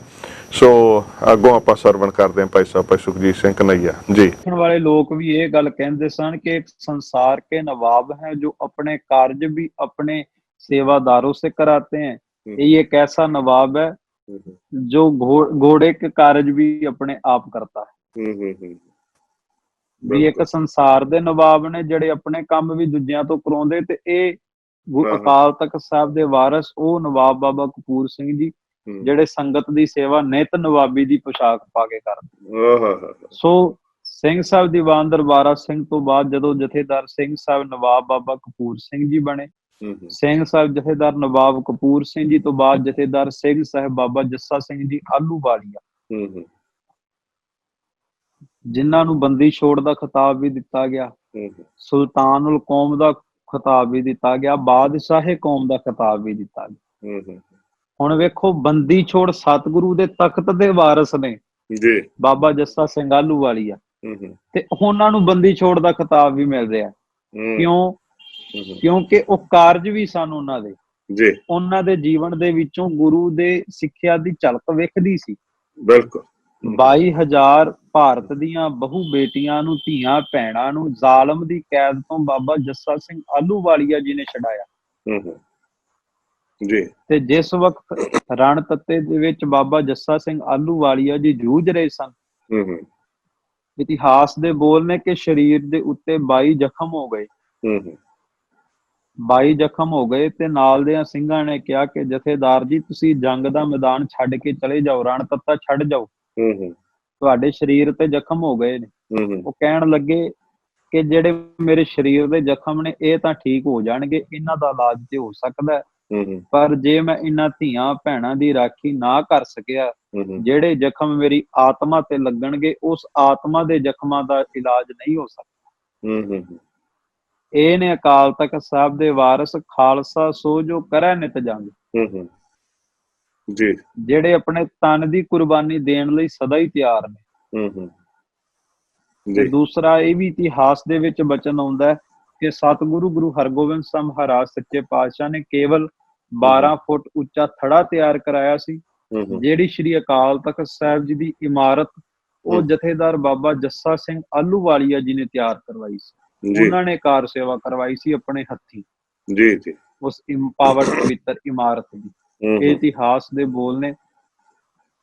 ਔਰ ਸਿੰਘ ਸਾਹਿਬ ਬਾਬਾ ਜੱਸਾ ਸਿੰਘ ਆਹਲੂਵਾਲੀਆ ਜੀ ਨੇ ਲਾਲ ਕਿਲੇ ਦੇ ਉੱਤੇ 19 ਵਾਰ ਨਿਸ਼ਾਨ ਸਾਹਿਬ ਚਲਾਇਆ ਉਸ ਤਖਤ ਦੇ ਉੱਤੇ। ਪਰ ਮੈਂ ਬੇਨਤੀ ਕਰਾਂ ਵੀ ਜਦੋਂ ਨਿਸ਼ਾਨ ਸਾਹਿਬ ਲਾਲ ਕਿਲੇ ਤੇ ਚਲਾਇਆ, ਉਧਰੋਂ ਬੰਦੀ ਛੋੜ ਦਿਵਸ ਆ ਗਿਆ। ਹੁਣ ਵੇਖੋ ਵੀ ਰਾਜ ਨਾ ਚਾਹੂੰ ਮੁਕਤ ਨਾ ਚਾਹੂੰ ਮਨ ਪ੍ਰੀਤ ਚਰਨ ਕਮਲਾਰੇ, ਲਾਲ ਕਿਲੇ ਤੇ ਰਾਜ ਕਾਇਮ ਕੀਤਾ, ਬੰਦੀ ਛੋੜ ਦਿਵਸ ਆ ਗਿਆ। ਗੁਰੂ ਕੇ ਸਿੰਘ ਕਹਿਣ ਲੱਗੇ ਬੰਦੀ ਛੋੜ ਦਿਵਸ ਹੈ, ਇੱਧਰ ਲਾਲ ਕਿਲੇ ਨੂੰ ਜਿੱਤਿਆ, ਜਾਂ ਰਾਜ ਕਾਇਮ ਰਹੇਗਾ ਜਾਂ ਗੁਰੂ ਦੀ ਖੁਸ਼ੀ ਲੈ ਸਕਾਂਗੇ, ਕੀ ਕੀਤਾ ਜਾਵੇ। ਤੇ ਬਾਬਾ ਜੱਸਾ ਸਿੰਘ ਆਹਲੂਵਾਲੀਆ ਕਹਿਣ ਲੱਗੇ ਜਿਉਂ ਬਿੱਲੀ ਮਾਰੀ ਤਿਉਂ ਦਿੱਲੀ ਮਾਰੀ। ਕਹਿੰਦੇ ਦਿੱਲੀ ਤੇ ਇਸ ਤਰ੍ਹਾਂ ਖਾਲਸਾ ਜੀ ਜਿਵੇਂ ਬਿੱਲੀ ਮਾਰ ਲਈਏ, ਇਹ ਦਿੱਲੀ ਦਾ ਰਾਜ ਤੇ ਫਿਰ ਕਾਇਮ ਕਰ ਲਵਾਂਗੇ। ਚਲੋ ਚੱਲ ਕੇ 6ਵੇਂ ਪਾਤਸ਼ਾਹ ਦੀ ਖੁਸ਼ੀਆਂ ਦੇ ਪਾਤਰ, ਰਹਿਮਤਾਂ ਦੇ ਪਾਤਰ ਬਣੀਏ। ਅੱਜ ਜੋੜ ਮੇਲਿਆਂ ਤੋਂ ਤੋੜਿਆ ਜਾ ਰਿਹਾ, ਅੱਜ ਗੁਰੂ ਕੇ ਇਤਿਹਾਸਕ ਸਥਾਨਾਂ ਤੋਂ ਤੋੜਿਆ ਜਾ ਰਿਹਾ। ਜੇ ਕਿਤੇ ਸਿੱਖ ਅੱਜ ਵਰਗੇ ਹੋਣ, ਵੈਸੇ ਤੇ ਉਹ ਸਿੱਖਾਂ ਦੇ ਚਰਨਾਂ ਦੀ ਧੂੜੀ ਵੀ ਅਸੀਂ ਨਹੀਂ, ਪਰ ਜੇ ਕਿਤੇ ਅੱਜ ਦੇ ਸਿੱਖ ਹੁੰਦੇ ਤੇ ਉਹਨਾਂ ਨੇ ਕਹਿਣਾ ਸੀ ਵੀ ਰਾਜ ਕਾਇਮ ਕਰ ਲਓ, ਕੋਈ ਨੀ, ਜੋੜ ਮੇਲਾ 2 ਦਿਨ ਬਾਅਦ ਮਨਾ ਲਾਂਗੇ। ਪਰ ਉਹਨਾਂ ਨੇ ਰਾਜ ਭਾਗ ਨਹੀਂ, ਉਹਨਾਂ ਨੇ ਅਕਾਲ ਤਖਤ ਸਾਹਿਬ ਦੀ ਧਰਤੀ ਤੇ ਆ ਕੇ ਆਪਣੇ 6ਵੇਂ ਪਾਤਸ਼ਾਹ ਬੰਦੀ ਛੋੜ ਸਤਿਗੁਰੂ ਸੱਚੇ ਪਾਤਸ਼ਾਹ ਜੀ ਦੇ ਪ੍ਰੇਮ ਦੇ ਵਿੱਚ ਭਿੱਜ ਕਰਕੇ ਬੰਦੀ ਛੋੜ ਦਿਵਸ ਮਨਾਇਆ। ਸੋ ਉਹ ਸਨ ਅਕਾਲ ਤਖਤ ਦੇ ਵਾਰਿਸ, ਜਿਨ੍ਹਾਂ ਦੇ ਰਸਨਾ ਦੇ ਉੱਤੋਂ ਇਹ ਬੋਲ ਝਲਕਦੇ ਸਨ, ਰਾਜ ਨਾ ਚਾਹੂੰ ਮੁਕਤ ਨਾ ਚਾਹੂੰ ਮਨ ਪ੍ਰੀਤ ਚਰਨ ਕਮਲਾਰੇ। ਜੀ ਜੀ ਬਿਲਕੁਲ। ਐਸੀ ਲਾਲਨ ਤੁਝ ਬਿਨ ਕੌਣ ਕਰੈ, ਗਰੀਬ ਨਿਵਾਜ ਗੁਸਈਆ ਮੇਰਾ ਮਾਥੇ ਛਤਰ ਤਰੈ। ਵਾਹ ਵਾਹ, ਬਿਲਕੁਲ। ਇਹ ਸਤਿਗੁਰ ਸੱਚੇ ਪਾਤਸ਼ਾਹ ਜੀ ਦੀ ਕਿਰਪਾ ਵੇਖੋ ਉਹਨਾਂ ਗੁਰਸਿੱਖਾਂ ਦੇ ਉੱਤੇ, ਉਹਨਾਂ ਦੇ ਹਿਰਦੇ ਦੇ ਵਿੱਚ ਹੀ ਬਾਣੀ ਵਸੀ ਹੋਈ ਸੀ। ਸਿਰਫ ਉਹ ਜਾਪ ਹੀ ਨਹੀਂ ਸੀ ਕਰਦੇ, ਉਹਦੇ ਉੱਤੇ ਅਮਲ ਕਰਦੇ ਸੀ। ਸੋ ਉਹਨਾਂ ਦੇ ਮਨ 'ਚ ਹੀ ਸੀਗਾ ਇਹ ਦੁਨਿਆਵੀ ਪਾਤਸ਼ਾਹੀਆਂ ਨੂੰ ਤੁੱਛ ਜਾਣਦੇ ਸਨ ਜੀ। ਸਿੰਘ ਸਾਹਿਬ ਬਾਬਾ ਜੱਸਾ ਸਿੰਘ ਜੀ ਆਹਲੂਵਾਲੀਆ ਜੀ ਤੋਂ ਬਾਅਦ ਅਕਾਲੀ ਬਾਬਾ ਨੈਣਾ ਸਿੰਘ ਜੀ, ਫਿਰ ਸਿੰਘ ਸਾਹਿਬ ਅਕਾਲੀ ਬਾਬਾ ਫੂਲਾ ਸਿੰਘ ਸਾਹਿਬ ਜੀ, ਜਿਨ੍ਹਾਂ ਬਾਰੇ ਭਾਈ ਕਾਹਨ ਸਿੰਘ ਨਾਭਾ ਮਹਾਨ ਕੋਸ਼ ਵਿੱਚ ਲਿਖਦੇ ਨੇ ਕਿ ਅਕਾਲੀ ਫੂਲਾ ਸਿੰਘ ਜੀ ਗੁਰੂ ਗੋਬਿੰਦ ਸਿੰਘ ਮਹਾਰਾਜ ਸੱਚੇ ਪਾਤਸ਼ਾਹ ਦੇ ਸਾਜੇ ਅਕਾਲੀ ਪੰਥ ਦਾ ਇੱਕ ਬਹੁਤ ਹੀ ਮਹਿਕਦਾ ਹੋਇਆ ਫੁੱਲ ਨੇ। ਜਿਸ ਮਹਿਕਦੇ ਹੋਏ ਫੁੱਲ ਦੇ ਵਿੱਚੋਂ ਖੁਸ਼ਬੂ ਨਿਕਲਦੀ ਹੈ ਉਸ ਅਕਾਲ ਦੇ ਨਾਮ ਦੀ, ਕਿਉਂਕਿ ਉਹ ਅਕਾਲ ਦੇ ਪੁਜਾਰੀ ਨੇ ਤੇ ਤਾਂ ਹੀ ਅਕਾਲੀ ਨੇ। ਜੀ ਜੀ। ਅਕਾਲ ਗੁਰਬਰ ਅਕਾਲ ਦਾ ਜਾਪ ਕਰਕੇ ਖੁਦ ਉਹ ਅਕਾਲੀ ਹੋ ਚੁੱਕੇ ਨੇ, ਭਾਵ ਉਹਨਾਂ ਦੀ ਸੋਚ ਕਾਲ ਤੋਂ ਰਹਿਤ ਹੋ ਚੁੱਕੀ ਹੈ ਜੀ। ਸਿੰਘ ਸਾਹਿਬ ਅਕਾਲੀ ਬਾਬਾ ਫੂਲਾ ਸਿੰਘ ਦੇ ਕੀਤੇ ਫੈਸਲਿਆਂ ਤੇ ਅੱਜ ਵੀ ਪੰਥ ਮਾਣ ਕਰਦਾ, ਕਿਉਂਕਿ ਵੇਖੋ ਉਹੀ ਸਿੰਘ ਸਾਹਿਬ ਅਕਾਲੀ ਬਾਬਾ ਫੂਲਾ ਸਿੰਘ ਜੀ ਨੇ ਜਿਹੜੇ ਮੌਕੇ ਦੇ ਬਾਦਸ਼ਾਹ ਸ਼ੇਰੇ ਪੰਜਾਬ ਮਹਾਰਾਜਾ ਰਣਜੀਤ ਸਿੰਘ ਨੂੰ ਵੀ ਲਾਚੀ ਬੇਰੀ ਨਾਲ ਬੰਨ ਕੇ ਕੋੜੇ ਮਾਰਨ ਦੀ ਸਜ਼ਾ ਸੁਣਾਉਣ ਦੀ ਜੁਰਤ ਰੱਖਦੇ ਨੇ। ਬਿਲਕੁਲ। ਭਾਵ ਜੇ ਬਾਦਸ਼ਾਹ ਨੇ ਆਪਣੀ ਕੇਸਾਂ ਨੂੰ ਕਲਫ ਲਾਇਆ, ਭਾਵ ਦਾੜੇ ਨੂੰ ਕਲਫ ਲਾਇਆ, ਦਾੜੇ ਨੂੰ ਰੰਗਿਆ, ਸਿੱਧੇ ਭਾਸ਼ਾ ਚ ਮੈਂ ਕਹਾਂ ਦਾੜੇ ਨੂੰ ਰੰਗਿਆ, ਤੇ ਸਿੰਘ ਸਾਹਿਬ ਜੀ ਨੇ ਸਜ਼ਾ ਸੁਣਾ ਦਿੱਤੀ। ਜੇ ਉਸਨੇ ਕੇਵਲ ਨਾਚ ਹੀ ਵੇਖ ਲਿਆ ਕਿਸੇ ਔਰਤ ਦਾ ਤਾਂ ਵੀ ਸਜ਼ਾ ਸੁਣਾ ਦਿੱਤੀ। ਤੇ ਜਿਵੇਂ ਸਲਾਹ ਕਰ ਕਹਿਣ ਲੱਗੇ ਜੀ ਬਾਦਸ਼ਾਹ ਹੈ, ਇਸ ਨੂੰ ਛੱਡ ਦਿੱਤਾ ਜਾਵੇ, ਕਹਿਣ ਲੱਗੇ ਨਹੀਂ, ਇਹ ਤਖਤ ਅਕਾਲ ਦਾ ਹੈ, ਜੇ ਅੱਜ ਬਾਦਸ਼ਾਹ ਨੂੰ ਛੱਡ ਦਿੱਤਾ ਤੇ ਕੱਲ ਨੂੰ ਸਿੱਖਾਂ ਦਾ ਇਸ ਤਖਤ ਤੋਂ ਭਰੋਸਾ ਉੱਠ ਸਕਦਾ ਕਿ ਇੱਥੇ ਨਿਆਂ ਵੀ ਵੇਖ ਕੇ ਕੀਤਾ ਜਾਂਦਾ। ਬਿਲਕੁਲ। ਸੋ ਉਹ ਨੇ ਅਕਾਲ ਤਖਤ ਦੇ ਵਾਰਸ, ਜਿਨ੍ਹਾਂ ਮੌਕੇ ਦੇ ਬਾਦਸ਼ਾਹ ਮਹਾਰਾਜਾ ਰਣਜੀਤ ਸਿੰਘ ਨੂੰ ਵੀ ਲਾਚੀ ਬੇਰੀ ਦੇ ਨਾਲ ਬੰਨ੍ਹ ਦਿੱਤਾ, ਔਰ ਸਿੰਘ ਸਾਹਿਬ ਅਕਾਲੀ ਬਾਬਾ ਫੂਲਾ ਸਿੰਘ ਜੀ ਨੇ ਫਿਰ ਉੱਥੇ ਸਜ਼ਾ ਸੁਣਾਈ। ਭਾਈ ਸਾਹਿਬ ਇਸੇ ਕਰਕੇ ਮਨਾਂ ਦੇ ਵਿੱਚ ਕਈ ਵਾਰੀ ਅੱਜ ਸੰਗਤਾਂ ਦੇ ਰੋਸ ਆਉਂਦਾ ਹੈ ਨਾ, ਅਕਾਲੀ ਫੂਲਾ ਸਿੰਘ ਦੇ ਉਹਨਾਂ ਹੁਕਮਾਂ ਨੂੰ ਯਾਦ ਕਰਕੇ ਤੇ ਅੱਜ ਦੇ ਮੌਜੂਦਾ ਸਮੇਂ ਦੇ ਹਾਲਾਤਾਂ ਨੂੰ ਦੇਖ ਕੇ, ਜਿੱਥੇ ਕਿ ਫੈਸਲੇ ਜਿਹੜੇ ਨੇ ਬੰਦਾ ਵੇਖ ਕੇ ਫੈਸਲੇ ਕੀਤੇ ਜਾਂਦੇ ਨੇ ਵੀ ਇਹ ਕਿਹਦੇ ਬਾਰੇ ਗੱਲ ਹੋ ਰਹੀ ਹੈ। ਇਸੇ ਕਰਕੇ ਹੀ ਉਹ ਜਿਹੜੀ ਕਮੀ ਜਿਹੜੀ ਮਹਿਸੂਸ ਕਰਦੀਆਂ ਨੇ ਸੰਗਤਾਂ ਤੇ ਸੰਗਤਾਂ ਦੇ ਮਨਾਂ 'ਚ ਜਿਹੜਾ ਰੋਸ ਬਣਦਾ, ਉਹਦਾ ਇਹੀ ਕਾਰਨ ਬਣਦਾ ਕਿ ਫੈਸਲਾ ਜਿਹੜਾ ਵਾ ਉਹ ਸਾਰਿਆਂ ਦੇ ਵਾਸਤੇ ਇੱਕ ਹੋਣਾ ਚਾਹੀਦਾ। ਇਹ ਨਹੀਂ ਕਿ ਸ਼੍ਰੋਮਣੀ ਕਮੇਟੀ ਜਿਹੜੇ ਪ੍ਰਬੰਧ ਦੇ ਅਧੀਨ ਆ ਜਾਂ ਜਿਹੜੀ ਪਾਰਟੀ ਦੇ ਅਧੀਨ ਆ ਉਹਦੇ ਵਾਸਤੇ ਫੈਸਲਾ ਦੂਜਾ ਤੇ ਦੂਸਰੀ ਪਾਰਟੀ ਦਾ ਜਾਂ ਕਿਸੇ ਹੋਰ ਆਮ ਬੰਦੇ ਵਾਸਤੇ ਫੈਸਲਾ ਹੋਰ। ਇਹ ਦੋ ਜਿਹੜੀਆਂ ਧਾਰਨਾਵਾਂ ਨੇ ਨਾ, ਇਹੀ ਦੁੱਖ ਪਹੁੰਚਾਉਂਦੀਆਂ ਨੇ ਸੰਗਤਾਂ ਨੂੰ ਜੀ। ਸੋ ਸਿੰਘ ਅਕਾਲੀ ਬਾਬਾ ਫੂਲਾ ਸਿੰਘ ਸਾਹਿਬ ਜੀ ਨੇ ਸ਼ਹਾਦਤਾਂ ਦੇ ਜਾਮ ਪੀਤੇ, ਅਟਕ ਦਰਿਆ ਨੂੰ ਵੀ ਅਟਕਾਉਣ ਦੀ ਜੁਰਤ ਵਿਖਾਈ, ਔਰ ਅਟਕਾ ਵੀ ਦਿੱਤਾ ਦਰਿਆ ਨੂੰ। ਵੇਖੋ ਵੀ ਉਹ ਗੁਰੂ ਕੇ ਸਿੰਘ ਦਾ, ਸਿੰਘ ਸਾਹਿਬ ਅਕਾਲੀ ਬਾਬਾ ਫੂਲਾ ਸਿੰਘ ਜੀ ਦਾ ਅਰਦਾਸ ਤੇ ਵੀ ਕੈਸਾ ਭਰੋਸਾ ਹੋਵੇਗਾ, ਜਿਨ੍ਹਾਂ ਨੇ ਅਰਦਾਸ ਕਰਕੇ ਦਰਿਆ ਅਟਕਾ ਦਿੱਤਾ। ਭਾਵੇਂ ਮਹਾਰਾਜਾ ਰਣਜੀਤ ਸਿੰਘ ਨੇ ਕਿਹਾ ਕਿ ਹਜੇ ਤੋਪਾਂ ਨਹੀਂ ਆਈਆਂ, ਫੌਜਾਂ ਨਹੀਂ ਆਈਆਂ, ਤੇ ਸਿੰਘ ਸਾਹਿਬ ਨੇ ਕਿਹਾ ਕਿ ਕਾਹਿਆ ਤੈਨੂੰ ਮਾਣ ਹੋ ਤੇਰੀਆਂ ਫੌਜਾਂ ਤੇ, ਪਰ ਮੈਨੂੰ ਮਾਣ ਕਲਗੀਆਂ ਵਾਲੇ ਦੇ। ਤੇ ਉੱਥੇ ਅਰਦਾਸ ਕਰਕੇ ਉਹਨਾਂ ਨੇ ਦਰਿਆ ਅਟਕਾ ਦਿੱਤਾ। ਤੇ ਵੇਖੋ ਵੀ ਉਹ ਵਾਰਸ ਨੇ ਅਕਾਲ ਤਖਤ ਦੇ, ਜਿਨ੍ਹਾਂ ਨੂੰ ਅਰਦਾਸ ਤੇ ਵੀ ਭਰੋਸਾ ਹੈ, ਤੇ ਅੱਜ ਇੱਕ ਆਪਾਂ ਵਾਂ ਜਿਨ੍ਹਾਂ ਨੂੰ ਬਾਣੀ ਤੇ ਵੀ ਭਰੋਸਾ ਨਹੀਂ ਹੋ ਰਿਹਾ, ਜਿਨ੍ਹਾਂ ਨੂੰ ਗੁਰੂ ਗ੍ਰੰਥ ਸਾਹਿਬ ਤੇ ਵੀ ਹਾਲੇ ਤੱਕ ਪ੍ਰਗਟ ਗੁਰਾਂ ਕੀ ਦੇਹ ਜਾਣ ਕੇ ਦ੍ਰਿੜ ਨਿਸ਼ਚਾ ਨਹੀਂ ਹੋ ਰਿਹਾ। ਸੋ ਉਹੋ ਜਿਹੀ ਸੋਚ ਦੇ ਪਹਿਲਾਂ ਮਾਲਕ ਬਣੀਏ, ਉਹੋ ਜਿਹੀ ਸੋਚ ਨੂੰ ਧਾਰਨ ਕਰੀਏ, ਤਾਂ ਅਕਾਲ ਤਖਤ ਸਾਹਿਬ ਦੇ ਵਾਰਸ ਬਣ ਸਕਾਂਗੇ। ਜੀ ਜੀ। ਸਿੰਘ ਸਾਹਿਬ ਅਕਾਲੀ ਬਾਬਾ ਫੂਲਾ ਸਿੰਘ ਤੋਂ ਬਾਅਦ ਜਥੇਦਾਰ ਅਕਾਲ ਤਖਤ ਸਾਹਿਬ ਦੇ ਵੀ ਸਿੰਘ ਸਾਹਿਬ ਬਾਬਾ ਹਨੂਮਾਨ ਸਿੰਘ ਜੀ। ਵੇਖੋ ਅੱਜ ਹਿਸਟਰੀ ਦੀਆਂ ਕਿਤਾਬਾਂ ਵਿੱਚ ਪੜ੍ਹਾਇਆ ਜਾਂਦਾ ਜੀ ਅੰਗਰੇਜ਼ਾਂ ਨਾਲ ਲੜਾਈ ਲੜੀ ਮੰਗਲ ਪਾਂਡੇ ਨੇ ਜਾਂ ਹੋਰ ਦੂਜੇ ਤੀਜੇ, ਪਰ ਅੱਜ ਕਿਤਾਬਾਂ ਵਿੱਚ ਕਦੇ ਪੜ੍ਹਾਇਆ ਨਹੀਂ ਜਾਂਦਾ ਕਿ ਅੰਗਰੇਜ਼ੀ ਸਰਕਾਰ ਦੇ ਨਾਲ ਸਭ ਤੋਂ ਪਹਿਲਾਂ ਜੇ ਆਜ਼ਾਦੀ ਦੀ ਜੰਗ ਲੜੀ ਕਿਸੇ ਨੇ, ਤੇ ਉਹ ਸਿੰਘ ਸਾਹਿਬ ਬਾਬਾ ਹਨੂਮਾਨ ਸਿੰਘ ਜੀ ਨੇ ਲੜੀ। ਸੋ ਅੱਜ ਸਾਨੂੰ ਮਾਣ ਕਰਨਾ ਚਾਹੀਦਾ ਕਿ ਅਸੀਂ ਉਹਨਾਂ ਦੇ ਵਾਰਸ ਹਾਂ, ਉਹਨਾਂ ਦੀ ਵਿਰਾਸਤ ਤੋਂ ਤਾਲੁਕਾਤ ਰੱਖਦੇ ਹਾਂ, ਜਿਨ੍ਹਾਂ ਦੇ ਪਾਏ ਹੋਏ ਪੂਰਨਿਆਂ ਤੇ, ਜਿਨ੍ਹਾਂ ਦੀਆਂ ਕੀਤੀਆਂ ਹੋਈਆਂ ਕੁਰਬਾਨੀਆਂ ਦਾ ਸਦਕਾ ਅੱਜ ਭਾਰਤ ਦੀ ਧਰਤੀ ਕਾਇਮ ਹੈ, ਅੱਜ ਲਾਲ ਕਿਲੇ ਦੇ ਉੱਤੇ ਤਿਰੰਗਾ ਝੂਲਦਾ ਹੈ। ਸਿੰਘ ਸਾਹਿਬ ਬਾਬਾ ਹਨੂਮਾਨ ਸਿੰਘ ਜੀ ਨੇ ਸਭ ਤੋਂ ਪਹਿਲਾਂ ਜੰਗ ਅੰਗਰੇਜ਼ਾਂ ਦੇ ਖਿਲਾਫ ਲੜਿਆ, ਔਰ ਮੁਦਕੀ ਦੇ ਮੈਦਾਨ ਦੇ ਵਿੱਚ ਜਦੋਂ ਸਿੰਘ ਸਾਹਿਬ ਬਾਬਾ ਹਨੂਮਾਨ ਸਿੰਘ ਜੀ ਨੇ ਜੰਗ ਕੀਤਾ ਤੇ ਅੰਗਰੇਜ਼ ਸਰਕਾਰ ਨੂੰ ਵੀ ਪਿਛਾਂ ਮੂੰਹ ਮੋੜਨ ਲਈ ਮਜਬੂਰ ਕਰ ਦਿੱਤਾ। ਜੀ। ਕਿਉਂਕਿ ਉਹ ਬਾਣੇ ਦੇ ਵੀ ਧਾਰਨੀ ਨੇ। ਬਿਲਕੁਲ। ਪੁਰਾਣੇ ਜਿਤਨੇ ਵੀ ਜਥੇਦਾਰ ਨੇ ਉਹ ਬਾਣੇ ਦੇ ਧਾਰਨੀ ਨੇ, ਸ਼ਸਤਰਧਾਰੀ ਸਿੰਘ ਸੂਰਮੇ ਯੋਧੇ ਨੇ। ਉਹੀ ਉਹਨਾਂ ਦਾ ਬਾਣਾ ਜੋ ਸਤਿਗੁਰੂ ਗੁਰੂ ਗੋਬਿੰਦ ਸਿੰਘ ਮਹਾਰਾਜ ਕਲਗੀਧਰ ਪਾਤਸ਼ਾਹ ਨੇ ਬਖਸ਼ਿਸ਼ ਕੀਤਾ। ਉਹਨਾਂ ਕੋਲ ਇੱਕ ਆਪਣੀ ਫੌਜ ਹੈ, ਉਹ ਕਿਸੇ ਦੇ ਅਧੀਨ ਨਹੀਂ। ਉਹ ਜਥੇਦਾਰ ਆਜ਼ਾਦ ਸੋਚ ਦੇ ਮਾਲਕ ਨੇ। ਉਹ ਜਥੇਦਾਰ ਇਹ ਗੱਲ ਕਰਦੇ ਕਿ ਹਮਰਾਕਤ ਪਾਤਸ਼ਾਹੀ ਦਾਵਾ। ਉਹ ਜਥੇਦਾਰਾਂ ਨੂੰ ਸੰਸਾਰਕ ਸੁੱਖ ਸਹੂਲਤਾਂ ਨਹੀਂ ਚਾਹੀਦੀਆਂ, ਬਲਕਿ ਗੁਰੂ ਕੇ ਚਰਨਾਂ ਦੀ ਪ੍ਰੀਤੀ ਚਾਹੀਦੀ ਹੈ, ਗੁਰੂ ਕੇ ਚਰਨਾਂ ਦੀ ਮੌਜ ਚਾਹੀਦੀ ਹੈ। ਸੋ ਬਿਲਕੁਲ ਇਹ ਉਹਨਾਂ ਦੇ ਜੀਵਨ ਦਾ ਸ਼ਿੰਗਾਰ ਸੀ। ਸੋ ਬਾਬਾ ਹਨੂਮਾਨ ਸਿੰਘ ਜੀ, ਜਿਨ੍ਹਾਂ ਦਾ ਕਿ ਯਾਦਗਾਰੀ ਅਸਥਾਨ ਗੁਰਦੁਆਰਾ ਸਿੰਘ ਸ਼ਹੀਦਾਂ ਸਾਹਿਬਜ਼ਾਦਾ ਅਜੀਤ ਸਿੰਘ ਨਗਰ ਮੋਹਾਲੀ ਦੇ ਨਜ਼ਦੀਕ ਸੋਹਾਣਾ, ਤੇ ਉੱਥੇ ਹੁਣ ਬੜਾ ਹੀ ਆਲੀਸ਼ਾਨ ਗੁਰੂ ਘਰ ਉਸਾਰਿਆ ਗਿਆ। ਬੜਾ ਸੰਗਤਾਂ ਦੇ ਵਿੱਚ ਅਦਬ ਸਤਿਕਾਰ ਆ, ਬੜੀ ਪ੍ਰੇਮ ਭਾਵਨਾ ਹੈ ਤੇ ਉਹਨਾਂ ਦੇ ਉਸ ਪਿੱਤਰ ਦਰਦੀ ਵੀ। ਸੋ ਸ਼੍ਰੀ ਅਕਾਲ ਤਖਤ ਸਾਹਿਬ ਜੀ ਦੇ ਸਥਾਪਨਾ ਦਿਵਸ ਦੇ ਮੌਕੇ ਤੇ ਕੁਝ ਵਿਚਾਰਾਂ ਦੀ ਅਸੀਂ ਸਾਂਝ ਕਰ ਰਹੇ ਸੀ। ਸਤਿਗੁਰ ਸੱਚੇ ਪਾਤਸ਼ਾਹ ਜੀ ਦੀ ਕਿਰਪਾ ਦੇ ਨਾਲ ਅਸੀਂ ਉਹਨਾਂ ਗੁਰਸਿੱਖਾਂ ਨੂੰ ਵੀ ਯਾਦ ਕੀਤਾ ਜਿਨ੍ਹਾਂ ਨੂੰ ਸੇਵਾਵਾਂ ਪ੍ਰਾਪਤ ਹੋਈਆਂ, ਉੱਥੇ ਜਥੇਦਾਰੀਆਂ ਕੀਤੀਆਂ ਜਿਨ੍ਹਾਂ ਨੇ। ਸਤਿਗੁਰ ਸੱਚੇ ਪਾਤਸ਼ਾਹ ਕਿਰਪਾ ਕਰਨ ਇਹ ਜੋ ਇੱਕ ਇਲੈਕਸ਼ਨ ਸਿਸਟਮ ਜਿਹੜਾ ਬਣ ਚੁੱਕਿਆ ਹੈ, ਕੌਮ ਕਿਤੇ ਜਾਗਰਤ ਹੋਏ ਤੇ ਇਸ ਇਲੈਕਸ਼ਨ ਤੋਂ, ਕਿਉਂਕਿ ਖਾਲਸੇ ਦੀ ਇਲੈਕਸ਼ਨ ਨਹੀਂ ਸੀ ਹੋਈ, ਸਿਲੈਕਸ਼ਨ ਹੋਈ ਸੀ।